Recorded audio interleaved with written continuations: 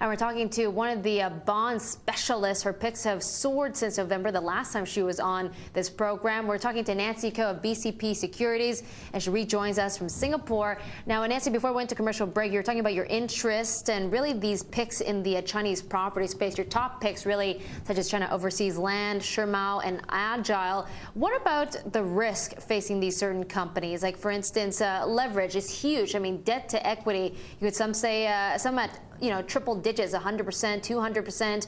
Is this a point of concern for you? I think, Susan, for us, in terms of the PRC real estate developers, we kind of focus in terms of the tier 1 players, and that would actually include like China Overseas, Agile, Shimao, Country Garden, and Evergrande, even though we think that Evergrande is slightly weaker, but it's comparable with Country Garden. I think where we come across in terms of assessing PRC, I think one has to look in terms of the projects, the location, the finishing, the management quality, etc.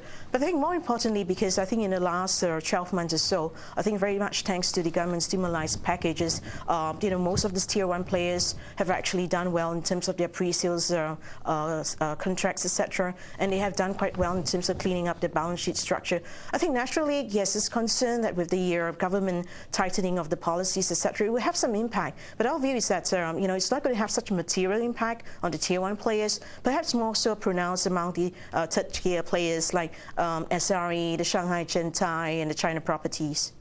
Okay, well, you mentioned that Agile is your top pick, even though it is a bit pricey. But even for these, tier 1 names, as you mentioned, yields have fallen by almost 1 percentage point in recent weeks, especially for Agile. Half a point, you could call it, for Shimao. What exactly is the outlook for yields for these specific names, these top tier 1s in your eyes?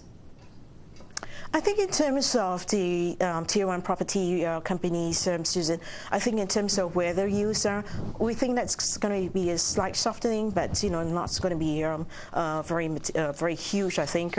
But we are more concerned with regards to the tier 3 players like SRE and the China Properties, etc. But I think in terms of the yield, for tier 1, just take for example Evergrande. It made its debut on Friday in the secondary market trading. Kind of opened up slightly below par, and I think this morning opened up slightly stronger. I think overall, while we see that there's going to be impact from the Chinese stimulus withdrawal packages and the tightening policies, but I think overall, I think for a tier 1 players, we think that's it's worth a look in terms of the investments.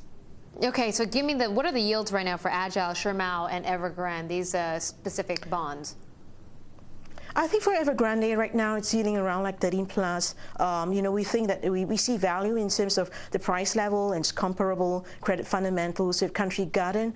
We actually suggested a switch out of Country Garden and buy into Evergrande because of where the pricing level is and comparable credit fundamentals. I think Agile is one where, even though it's expensive, but for investors who's looking more for a lower, better kind of risk buffer, because I think that's one of the better Chinese property names in that sector. Okay, quickly, Nancy, we're running out of time here. You mentioned Indonesia, and your Indonesian picks are usually in the power space, such as Indica Energy, also Sekarang, Lestrando. Let me just ask you, how attractive are these two corporate bonds for you right now?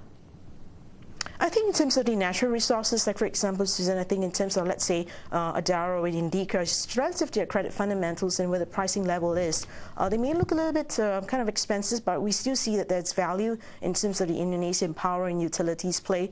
Take, for example, I think Tingkara, was like 5.5 times oversubscribed. It's one of the very rare IPP story coming up in Indonesia. I think overall, given where the situation is right now, investors are wise to pick in terms of sectors as defensive, sectors that will use stable cash flows like the power play sector. Okay, Nancy, a good Monday to you. Thank you for stopping by. That's Nancy Ko of BCP Securities.